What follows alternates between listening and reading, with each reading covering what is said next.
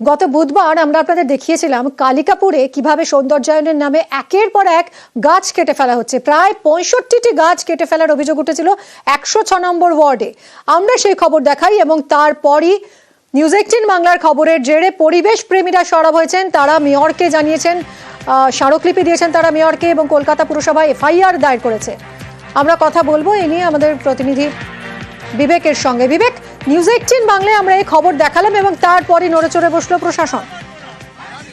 একদমই তাই, নিউজ 18 বাংলার পর্দাতে এই খবর দেখার পরেই কিন্তু একেবারে নড়েচড়ে বসা হয় এবং কলকাতা পৌরসভার তরফ থেকে অজ্ঞাত পরিচয় ব্যক্তিদের বিরুদ্ধে এই গাছ কাটার কারণে এফআইআর দায়ের করা হয়। তাদের বিরুদ্ধে বেআইনি ভাবে গাছ কাটা হয়েছে এই অভিযোগের এই মর্মে অভিযোগ করে একটি এফআইআর দায়ের করা হয়েছে। অপরদিকে যেটা জানা যাচ্ছে যে 3টি সংগঠন অর্থাৎ স্ট্যান্ড ফর গ্রিন কলকাতা, সবুজ মঞ্চ এবং পরিবেশ সংরক্ষণ সমিতি কালিকাপুরের এই 3টি সংগঠন আজকে ওই জায়গাটিতে, বিশেষ করে এই যে ইএম বাইপাস সংলগ্ন একেবারে অভিষিক্তা 1 নম্বর গেটের সামনে যে জায়গাতে গাছ কাটা হয়েছে বলে অভিযোগ, সেই জায়গায় দাঁড়িয়ে রীতিমতো অভিনব প্রতিবাদ প্রদর্শন করেছে তারা 1 মিনিট নীরবতা পালন করেছে এবং সেই সঙ্গে পোস্টার এবং ব্যানার সম্বলিত তারা বিভিন্ন ক্ষেত্রে তারা যে প্রতিবাদ তাদের বার্তা তারা পৌঁছে দিয়েছেন এবং তারা এটাও দাবি করেছেন যে ভবিষ্যতে যদি এইভাবে সৌন্দর্যায়ন বা এই ধরনের বুস্টার পাম্পিং স্টেশন নির্মাণের অজুহাত দেখিয়ে যদি এরকম ভাবে গাছ কাটা হয়ে থাকে বা হওয়ার কোন প্ল্যানিং হয়, সেক্ষেত্রে তারা আবারও বৃহত্তর আন্দোলন বা বৃহত্তর পরিসরে আন্দোলনে নামবেন। এবং ইতিমধ্যে তারা মেয়রকে, অর্থাৎ কলকাতার মহানগরীর মেয়র ববি হাকিম, তার অফিসে গিয়ে কিন্তু তারা একটি ডেপুটেশনও জমা দিয়েছেন এই গাছ কাটা সংক্রান্ত ব্যাপারে, এবং এই গাছ কাটা যাতে না হয় অদূর ভবিষ্যতে সেই দিকটাতে নজর রাখবার জন্য তারা ইতিমধ্যেই একটি ডেপুটেশন দিয়েছেন। ধন্যবাদ বিবেক। উন্নয়ন চাই, কিন্তু গাছ কেটে কোনো উন্নয়ন না, এটা বরদাস্ত করা যাবে না। 12ই ফেব্রুয়ারি 2023-এ আমরা মাননীয় পৌর প্রতিনিধি এবং আমরা বিধায়ককে চিঠি দিয়েছিলাম, গাছ কাটা বন্ধ হোক, বৃক্ষচ্ছেদনের বিরুদ্ধে ব্যবস্থা না হোক, আরো বেশি বৃক্ষরোপণ করা হোক। তা সত্ত্বেও আমরা 12/2/2023-এ মাননীয় পৌর প্রতিনিধি এবং এমএলএ বিধায়ককেও চিঠি দিয়েছিলাম। আমাদেরকে টোটা অন্ধকারে রেখে কেন উন্নয়নের নামে গাছ কাটা হয়েছে, আমরা প্রতিবাদ করছি। এতে আবেদন করব সমস্ত মানুষরা আপনারা সচেতন হই, আমরা সচেতন হই, তাহলে কেউ কিচ্ছু করতে পারবে না। আমি বলতে পারবো না কে কিভাবে কি এফআইআর করেছে, আমার জানা নেই। তবে এই প্রজেক্টটা এমএমআইসি মিটিং এ অ্যাপ্রুভড। তো আজকে যারা পরিবেশবিদরা এখানে পরিবেশবিদের নাম করে যারা এই বিশৃঙ্খলাটা তৈরি করছে, অভিষিক্তার পাশে যখন ওই গাছগুলো ছিল তাদের সারা জীবনে কোনোদিনও তারা ওখানে একবার একমগ গাছগুলোতে জল দেওয়ারও প্রয়োজনীয়তা মনে করেনি। তো সুতরাং এটা সম্পূর্ণ রাজনৈতিক উদ্দেশ্য প্রণোদিত এবং উন্নয়নটাকে স্তব্ধ করে দেওয়ার একটা প্রক্রিয়া এরা চালাতে চাইছে।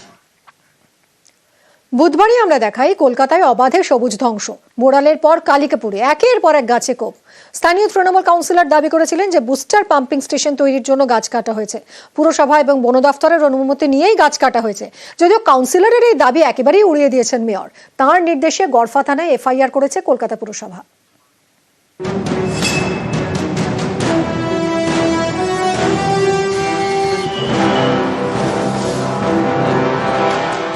এভাবে একের পর এক গাছে কোপ, গাছ কেটে সাফ।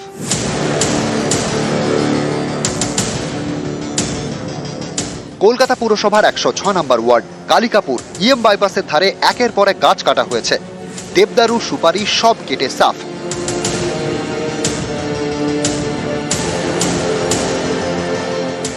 স্থানীয়দের দাবি সোমবার 40 থেকে 50টি গাছ কাটা হয়, রাতারাতি সেসব সরিয়েও ফেলা হয়।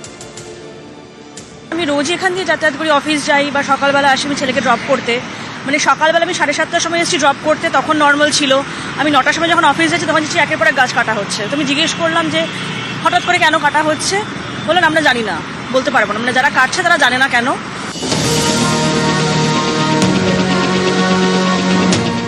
106 নম্বর ওয়ার্ডে তৃণমূল কাউন্সিলর অরিজিৎ দাস ঠাকুর, তাঁর দাবি বুস্টার পাম্পিং স্টেশন তৈরি হবে, তাই গাছ কাটা হয়েছে। ওইখানে মূলত যে গাছগুলো কাটা পড়েছে তার জায়গায় দেখবেন একটা খাল আছে, খালের পাশ থেকে আমরা ব্যারিকেড করে সেখানে গাছ অলরেডি বসানো হয়ে গেছে। 8-10টা গাছ কাটা হয়েছে, সেই গাছের প্রায় 5 ডবল গাছ ওখানে লাগানো হয়েছে। পৌরসভার এমআইসি মিটিংয়ে এই প্রজেক্টটা অ্যাপ্রুভ হয়েছে, তারপরে আমরা ফার্দার প্রসিড করেছি। তার কারণ গাছ আমরা তো লুকিয়ে কোনো কিছু করিনি, এটা পাবলিক সার্ভিসের জন্যই করা হচ্ছে। কাউন্সিলরের দাবি উড়িয়ে দিয়েছেন মেয়র। তিনি জানিয়েছেন কলকাতা পুরসভা গাছ কাটার অনুমতি দেয়নি, আইনত ব্যবস্থা নেওয়া হবে। বন দপ্তরকে জানানো হয়েছে, বন দপ্তরও ব্যবস্থা নেবে। যারা গাছ কেটেছেন তাদের জরিমানা দিতে হবে। এলাকায় জল না পেলে সেটা কাউন্সিলরের বলার কাজ। কাউন্সিলর গাছ কাটায় কেন মদত দিচ্ছেন? মেয়রের নির্দেশে গড়ফা থানা এফআইআর করেছে কলকাতা পুরসভা। কয়েকদিন আগে বোড়ালেও একের পর এক গাছ কাটা হয়।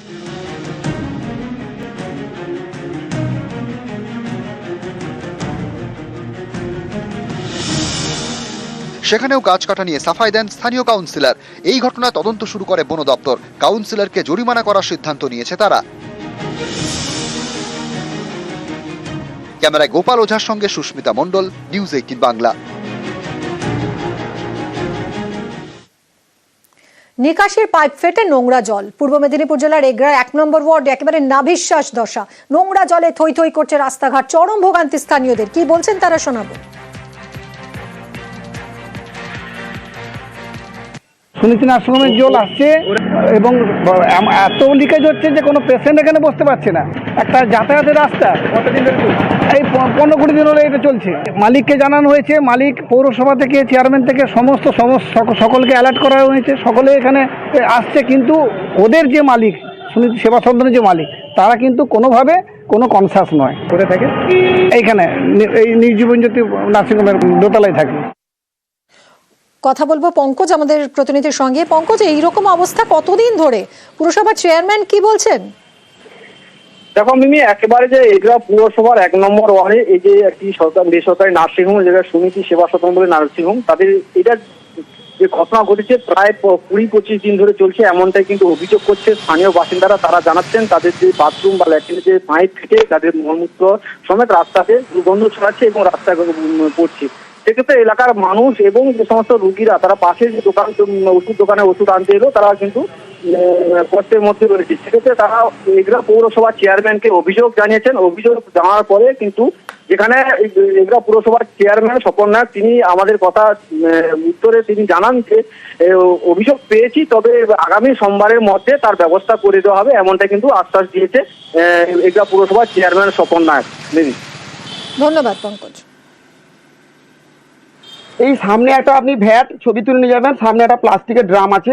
নার্সিংহোমে যত ওয়েস্টেজ ওখানেই রাখা হয়। 15 দিন অন্তর পৌরসভার ভ্যাট গাড়ি এসে ওখান থেকে নিয়ে যায়। আমরা থাকতেই পারি না। এই নার্সিংহোমের পেছনে একটা আবার এমনি খাটা পায়খানা আছে, যেটাকে আমরা রিং পায়খানা বলি। পৌরসভার চেয়ারম্যানের কাছে গেলে তিনি বলছেন যে আমার এত ভাস্ট প্রচুর লোক আমি কি করে পাঠাবো, আমার এত সম্ভব নয়। আমাকে যথারীতি বলেন হবে যা হবে, আপনার শুধু কমপ্লেন থাকে এইসব ব্যাপার। এই যে বাথরুমের জল বেরোচ্ছে, থাকা যাচ্ছে না, দাঁড়ানো যাচ্ছে না, বারবার করে বলা হচ্ছে ওদেরকে, ওরা কেউ কিছু শুনছেও না। কতদিন ধরে এইভাবে? 10-12 দিন মতো হলো। ওদের স্টাফকে জানিয়েছে, ডেকে দেখিয়েছে, ঘর মালিককে জানিয়েছে। পেশেন্টরাই কি অভিযোগ করে আপনাদের? হ্যাঁ, এদের দাঁড়াতে পারে না। যখন যারা প্রেগনেন্সি মহিলা যারা আছে তারা তো এমনি বাস নিতে পারে না, তার উপরে যদি এরকম দুর্গন্ধ আসে, বমি হয়, বলে বিরক্ত হয়। অনেক পেশেন্ট কমেও গেছে আমাদের এই কারণে। 19 তারিখে দরখাস্ত দিয়েছে, 20 তারিখে আমি স্যানিটারি ইন্সপেক্টরকে দিয়ে ইনকোয়ারি করতে পাঠিয়ে সেখানে সেসফুল দিয়ে পরিষ্কার হবে।